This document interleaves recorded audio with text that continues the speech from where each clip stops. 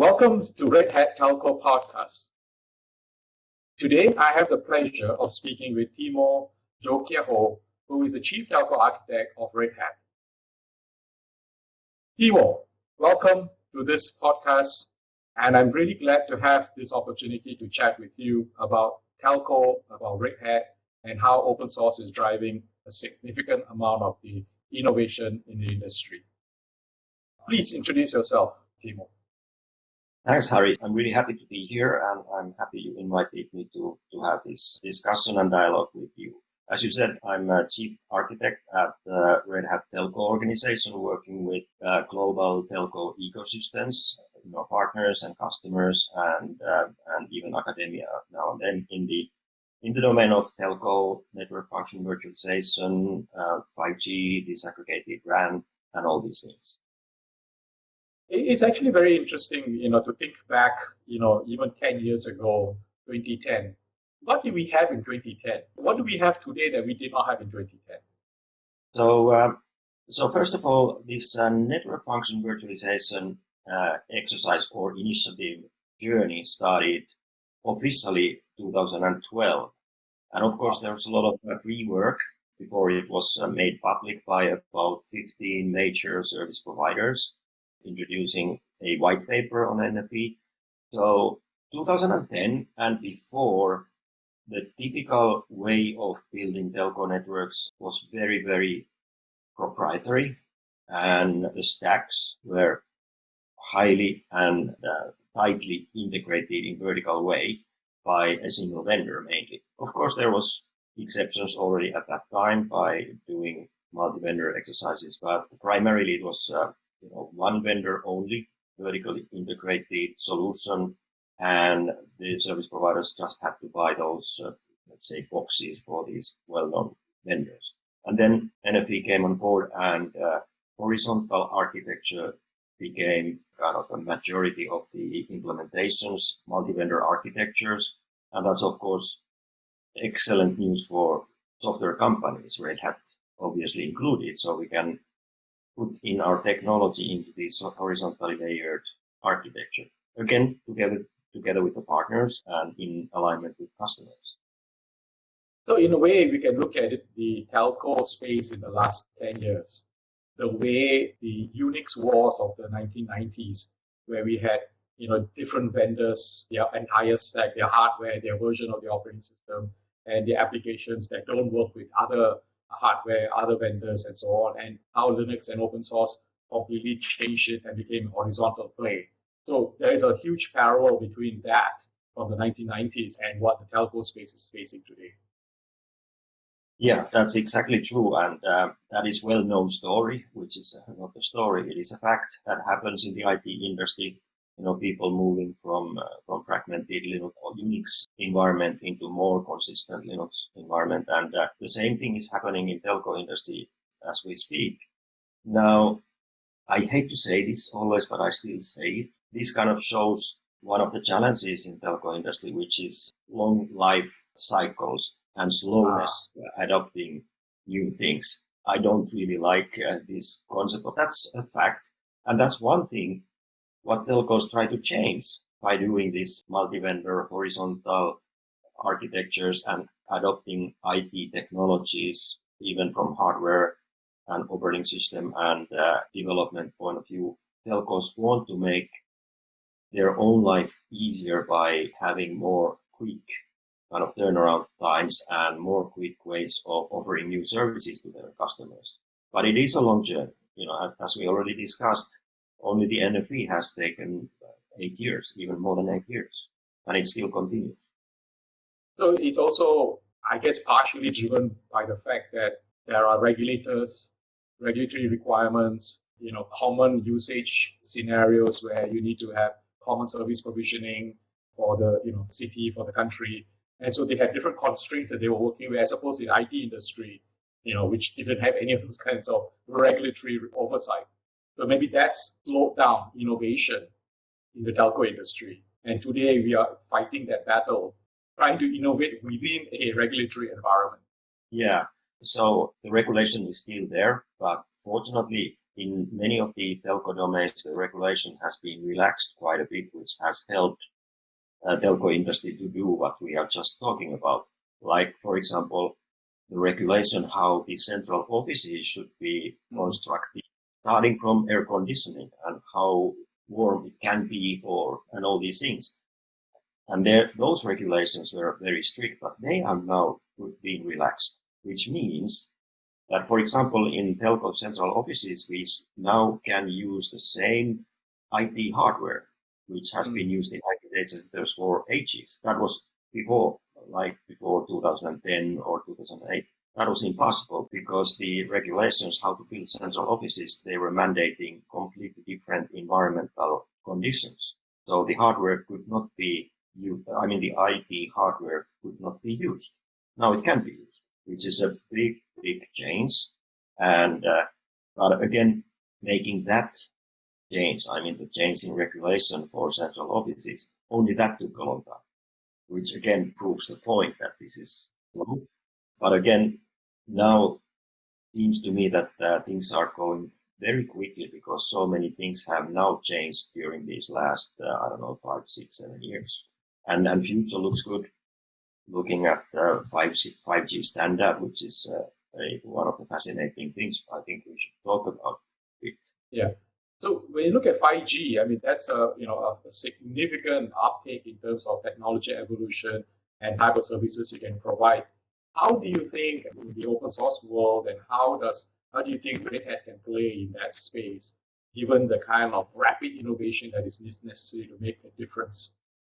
Now, so I'll come back to 5G in a minute and the Red Hat's play in 5G. But if we talk about open source first, how can open source play in the telco networking domain? And that is another fascinating story because, again, coming back to the service providers who have been driving the NFV, the Network Function Virtualization, in their recent white paper, it is already a few years ago, they have released 3 versions of this white paper. And the most recent white paper, I think it's from 2015 or 16, they are calling specifically for open source implementations of virtualization platform and common management and all these things. They don't take position on network functions themselves, which are provided by well-known vendors like Ericsson, Nokia, all those guys. Don't take a position on that, but the infrastructure operators are calling for open source implementation, and of course that's excellent for open source companies like Red Hat. Now that's interesting. Now 5G standardization took even more advanced approach, if I may say so. The 5G standardization is based on software principles. So they are buying software APIs, software functionalities. They are even calling for implementation or deployment techniques like containers and microservices, and then the modern IT type of development methodology. And from mobile network standardization point of view, that is mind-blowing, because the earlier standardization, 2G, 3G, 4G, it was box-based. We have this function, please create a box for that. Now that's all gone. It's software-based, API-based, security built into the standard from the beginning, containers, microservices, and of course, now thinking about Red Hat and what we do when we are now in a transition in middle of transition in the telco networking space from virtualization towards containers, and the standardization calls for containers. What could be better for us? Like we have many OpenShift projects going on where OpenShift is already used as a platform for 5G core network, completely built by our partners together with customers. I mean, I don't know how many POCs we are running with that model, but our approach and the 5G standardization approach are kind of matching 100%. So when you talk about 5G in this case, one of the things that I've always been fascinated with is the idea of the edge portion of 5G, because 5G says we got very low latency, we got very quick turnaround. So at that point where I see that as something that you do at the edge, So that if you have a camera system, you're looking at traffic systems, you want to do processing, you want to do stuff like that. So where does that play from an edge perspective? Edge has been there always. I mean, as long as we have had telco network, there has been edge always, of course. But the edge earlier has been, dedicated for one single purpose, to do stuff. Now, edge is becoming a not completely general purpose data center, but the edge data centers in 5G specifically, they will still host demanding telco applications like, as I said earlier, disaggregated radio access network functionalities. But on the same edge data center, operators or anybody can also onboard other edge applications and edge use cases, whatever those might be, for connected cars, for VR, AR. And that is a big difference from the old edge to this new edge, which is more like general purpose place to onboard challenging applications for, as you said, low latency communication or whatever those might be, or highly or ultra reliable communication, which is one of the 5G use cases. So 5G is a perfect place to go towards really edge, even to the far edge, like people call it sometimes, which is really the extreme edge, which of course calls for lower footprint data center platform implementation and lower hardware footprint and lower power consumption and all these things. But what we do at Red Hat is we have had this open hybrid cloud strategy in place for quite a while, and it continues to be in place, of course. What we have been doing and are doing is that we are extending our hybrid cloud towards the edge with the same approach with Red Hat OpenStack platform and Red Hat OpenShift platform, more specifically, building the technical features into those platforms, which then can satisfy the edge use case and edge application requirements. So we still are pushing this horizontal platform for all use cases, which is, of course, a challenging thing to do, but when it's implemented, it brings a lot of benefits to the service provider. They can relocate applications within their networks from place to place when they have horizontal, consistent, high-quality platform in all of the places, including the edge. So does this, so when we talk about edge in this case, you're talking about radio networks per se, or you're just talking about like ORAN or those kinds of initiatives? When we talk about edge in general, it's not only radio networks or mobile networks, it's any network. So there is a fixed edge, fixed network edge, and the same applies to that edge as well from the latency point of view and reliability point of view. That's for sure. But of course, as everybody knows, mobile networks are kind of dominating model of building networks today, and 5G brings another interesting opportunity, which is called fixed wireless access, meaning that people will have 5G terminals at home, which are replacing cable modems and those kind of things because the bandwidth is enough. So that's one. But when we talk about edge and mobile network radio, which is a dominant way of building the networks, there's a definite need of standards, again, because the multi-vendor deployment is a must. That's modern way of doing things. And of course, a standard in a way that the mobile device works all over the world, which it does today. And that brings me to this concept and model called OpenRAN, which is well known in the industry. There are many organizations behind that. Most of the operators and vendors, including Red Hat, we are pushing OpenRAN model quite heavily. So OpenRAN is a model and concept to disaggregate the vertical implementation on the radio base station, the antenna side. The place you can see all of the places, the big antennas and masts and all those things. So OpenRAN is taking a big chunk of functionality from the cell site away from the cell site to the edge data center for many reasons. One reason is to make the cell site as simple as possible for lower footprint and less power consuming and all these things. And then bring the functionality to the edge and again create an edge data center for this purpose, but also to be used for other purposes. And this model is called OpenRAN as a model. And behind the OpenRAN, there are two industry exercise or industry initiatives working on this. One is called the Telecom Infra Project, TIP, and they have OpenRAN working group and OpenRAN 5G new radio working group, where we as Red Hat, we are a contributor and we are providing our platforms for the Open Lab to play with it. And they do kind of close to deployment verification that this model works. So that's one. Then we have another exercise called ORAN, which is Open Radio Access Network Alliance, which is a big alliance originally put together by AT&T, Deutsche Telekom, and China Mobile.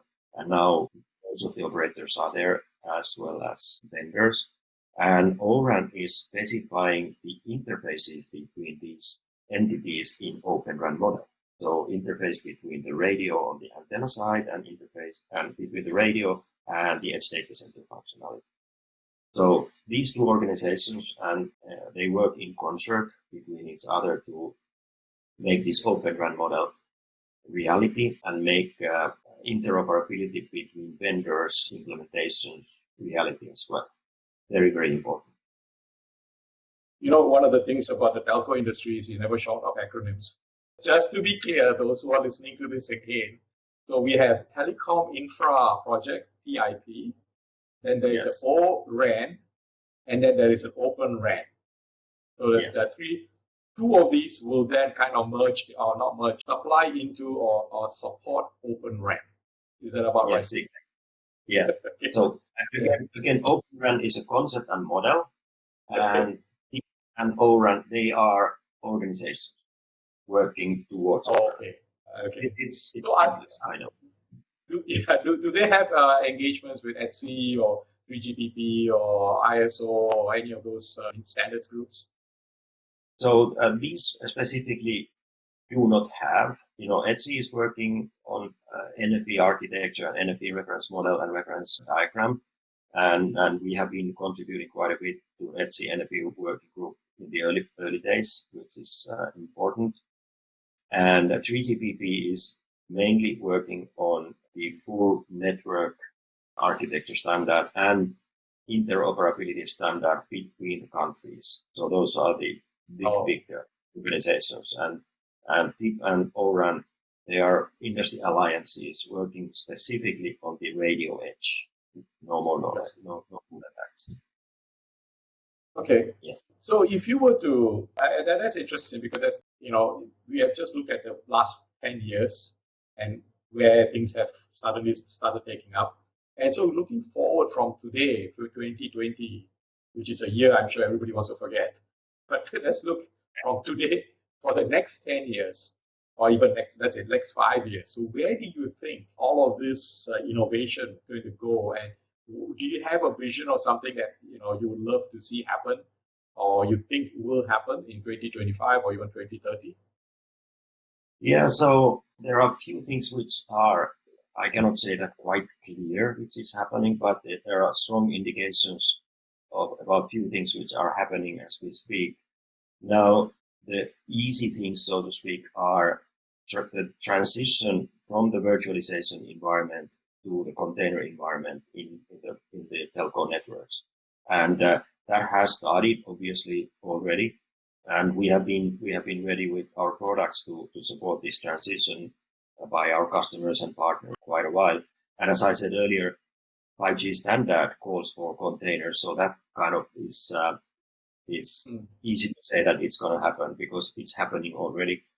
But again, it is a challenge for operators even after these several years of NFV practice and all these things, because this pace is very quick for the operators. So they have been now practicing the NFV and virtualization, and now suddenly they need to get another new open source software technology. But it is what it is, and that is going to happen. Now, The other thing which I would really love to see happening is that eventually people or operators in various countries, they start deprecating the older technologies like one of the Gs, 2G, 3G, whatever. 4G will not going to go away anytime soon, but 3G probably is the first one to go away. Surprisingly not. It's not 2G, it's 3G. And why I'm saying this is that when the new G is introduced, nothing goes away. So the complexity increases. And that is a big problem. So there are many exercises right now in various countries in the world that 3G is deprecated and the spectrum is, as we call it, refarmed to other Gs. And that will already decrease complexity. But again, it is yet another journey we are facing. But that has to happen, and it will happen. Yeah, I think in a way that is similar to the challenge that Red Hat also faces, because we have to support multiple versions of Red Hat Enterprise Linux. I think the current version that we're going to support is version 6, and we already have version 8. And so it becomes a challenge as you go. So I do know that some countries have deprecated or completely switched off 2G. At least I know here in Singapore, we don't have that anymore. What is the upside to moving to dropping entirely 3G? Is it just complexity, or is it also basically freeing up more frequencies? So complexity is one. But as you said, freeing up frequencies and reusing those frequencies in other generations, that is maybe even a bigger benefit, because the spectrum is the resource which is very scarce, and it's scattered in different frequencies around the world. So not every country has the same frequencies available. And you can imagine, for example, from the mobile device manufacturer's point of view, how many frequencies they have to support on these mobile devices to make it working in all the countries in the world. It's an amazing number of frequencies, and but it still works, and so much things are integrated into these highly integrated chips on the mobile devices, but chips are extremely common. No, I mean, it always fascinates me because, I did study in school chip design. So, I have actually manufactured, created semiconductors and so on. And I know the complexity in it. And then to have antennas, and you have different radios, and on top of all of that, to put it into a very small form factor to last the whole day. I mean, the complexity is just phenomenal. It's just phenomenal. It is. Yeah, it is. So, okay, let me just throw something out there and see whether this makes sense to you. Do you think, at some point, some of these technologies going past 5G, for example, we can talk to satellites? I know we can have radio sets that talk to a satellite, have satellite radio and so on. How do you think that can play out? So we have really, because with the satellites that are being put up by SpaceX, so on, to circle the Earth, do you think any of those kinds of technologies will help, in driving something completely unthought of today?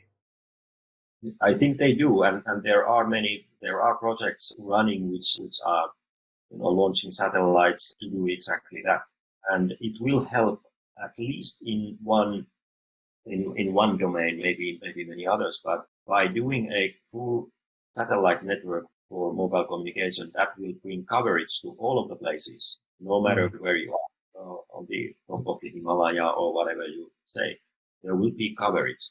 Now, the challenge, it's very difficult to compare that to 5G, for example, because of the bandwidth is limited when you do the satellite communication.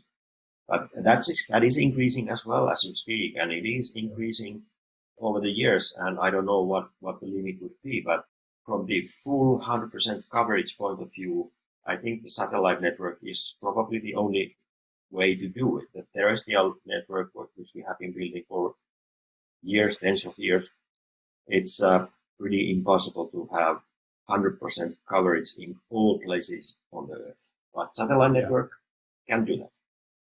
So maybe you have a different type of use case to cover the whole world. This is how you do it. If you want to cover more specific, then you have, that's interesting. Let me just back up one thing which I wanted to ask about when you talked about people moving into containers, and therefore OpenShift becomes the natural environment to deploy and for telcos. Now, one of the things OpenShift now also makes available is the ability to run a VM on OpenShift. So this is something new because there are some use cases that demand that. So I think if I heard you right, some telcos are not moving fast enough because they have the VM component that they are not entirely comfortable moving to a container environment. So do you think that at least mitigates some of that transition from your perspective?